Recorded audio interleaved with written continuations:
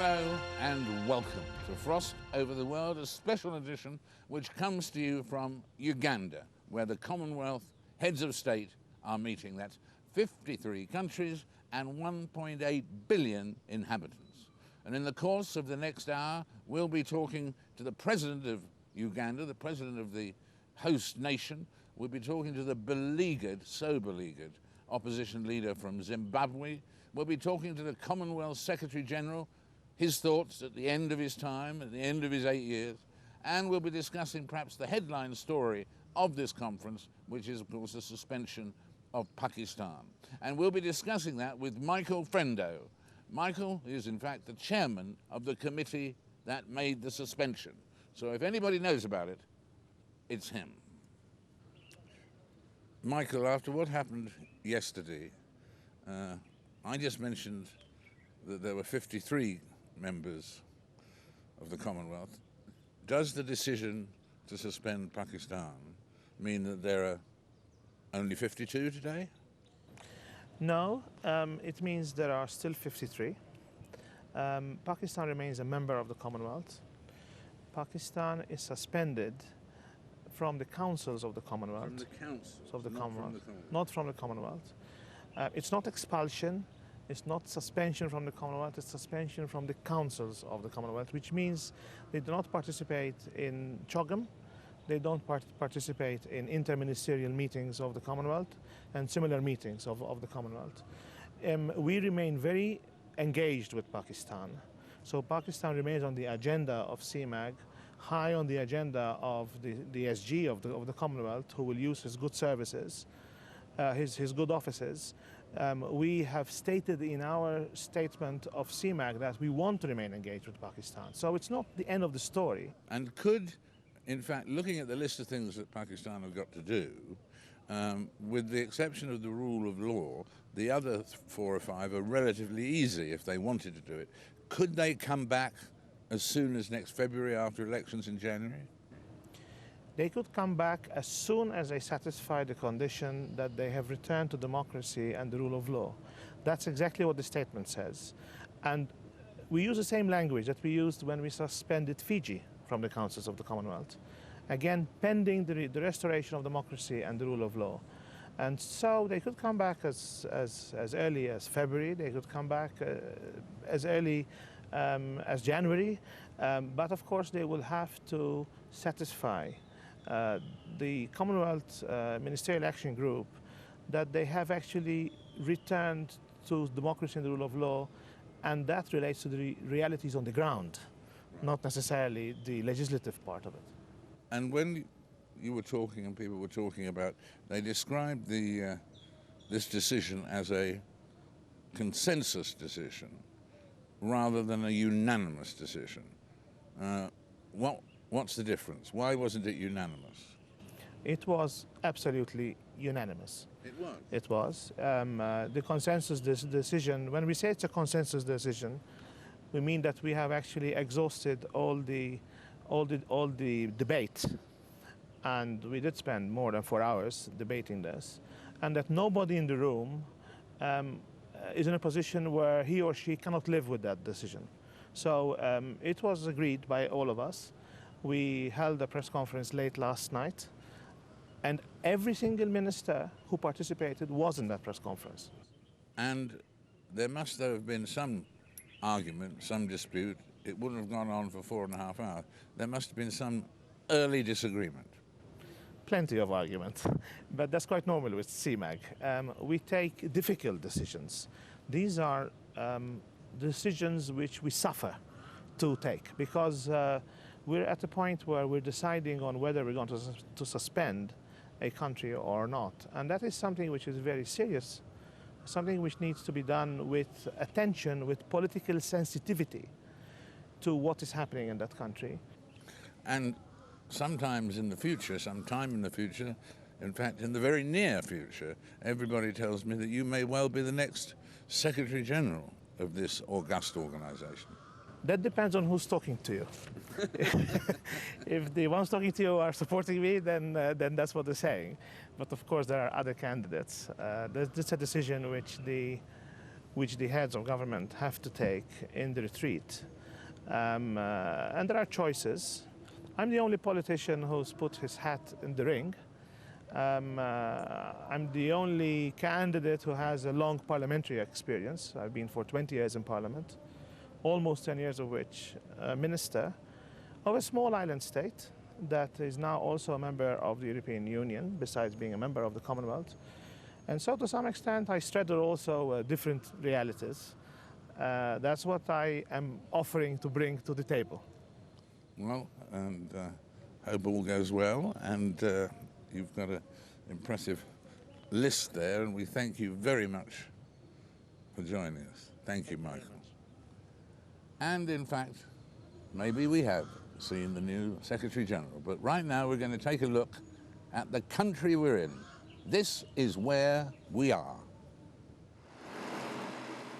The Commonwealth Heads of Government meeting is the opportunity for Uganda to show why it's now one of Africa's more successful economies.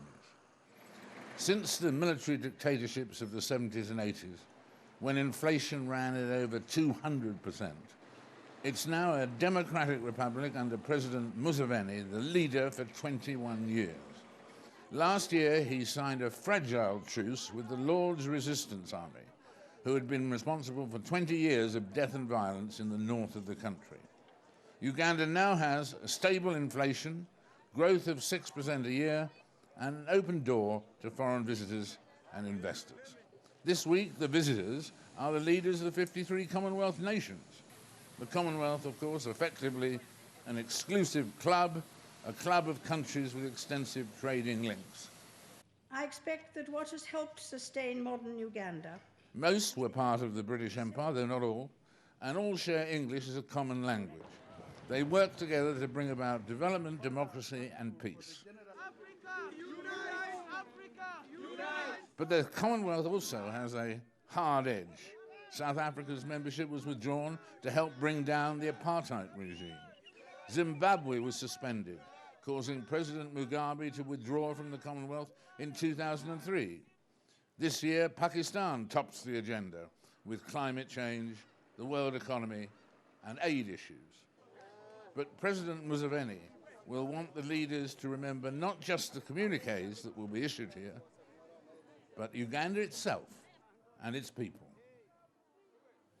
And now, after those snapshots of Uganda today, let's go inside the State House here in Kampala and meet the President himself, President Yoweri Museveni. Mr. President, it was back in 1971, wasn't it, when Milton Obote went off to a Commonwealth conference, and while he was away, General Amin took over, didn't he? Clearly that's not going to happen this time. Yes, that's what happened. But however, the situation of Uganda and Africa at that time was quite fragile. First of all, the state was not consolidated. The state meaning the pillars of state. There are some pillars of state that hold countries, like the army, like the judiciary, the political institutions. These are the pillars of state. Now, in those days, in much of Africa, those pillars were in very formative stages. That's how you had all those problems, like Idi Amin and even other countries in Africa had the same problems. But that one is finished now. We went through a revolution in the case of Uganda. We have got very strong institutions, the democratic institutions, the parliament, the local government, the armed forces. Everything is very secure and clear. We cannot have such adventures again. And tell me, how long did you lead the rebellion against General Amin? How many years? Was it 6 years? Or? Well, it was a total of 13 years. During that period, were you living the life of a rebel leader, going from place to place, hiding from the government, and Yes, all of that drama was going on? Oh yes, yes, it was, because Much of Amin's time we were sort of in clandestine work. Clandestine work, that is working in the towns, working in the, until later, 1978, when we launched an open attack, a conventional attack against Idi Amin. And in fact, the actual constitution was changed to allow you to be able to run for another period in office, which you won, and so on. Do you plan to go on beyond the next election in 2011? That one is an issue to be determined by the political parties. You know, the candidates are determined by the political parties. So I cannot go into that now because we have not discussed it. It will be it would not be correct. I don't think they'd want to say no to you, do you? Really, politics for us is not a profession. We are not professional politicians. We are freedom fighters. There's a story, a big story in today's papers here about the fact that the leader of the LRA, the Lord's Resistance Army, who are in the northern part of Uganda, has just executed his number two, who was also on your wanted list, Mr. Otti, and executed him in an appalling way that the paper said they couldn't even describe. Does that have the ring of truth to you? Well, it could be. It's true that Otti has been incommunicado for the last 2 months. We are not sure whether he had been arrested or killed. I will have to check with our intelligence what is the latest. But definitely he's out of circulation. That one is for sure. And you said that if you you've got a truce with these people at the moment, a fragile truce at the moment, but you've said that that in fact you don't want them to go to international trial. You would rather be tried here. No, it was a soft landing for them. For us, we believe in accountability. But there are some groups which were interceding for these groups. So we said, okay, let's give it a try. And it is in that context. It's not our belief that that's what should be done. But Uganda is not our private property. Uganda is run by composite contributions. So if I think people should account, but others think that they should be given a soft landing, then we reach a harmonious position. And how would things be better for you in your relations with the Congo? What should happen in the DRC, in the Congo, I mean, to make it a more peaceful neighbor, I suppose? We have already signed agreements which should regulate our relationships. There is the Lusaka Agreement, there is the Great Lakes Conference Agreement, where countries are not allowed to harbor terrorists coming from other countries. That's what should be done. That's what should be implemented. And then there will be harmony. There's no other issue between us and Congo. It is only that. And if this truce that people say is fragile, if the truce broke down because of their actions and so on, would you revert again to military action? Oh yes,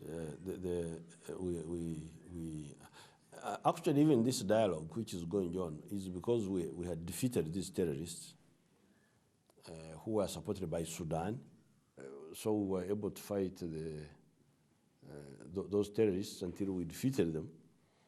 That's how they fled to Congo.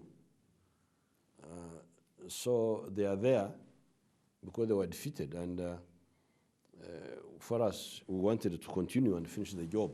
but we did not have the cooperation of Congo because they were no longer in Uganda, they were in Congo. That's how we went for this soft landing. Now, if they don't go for peace,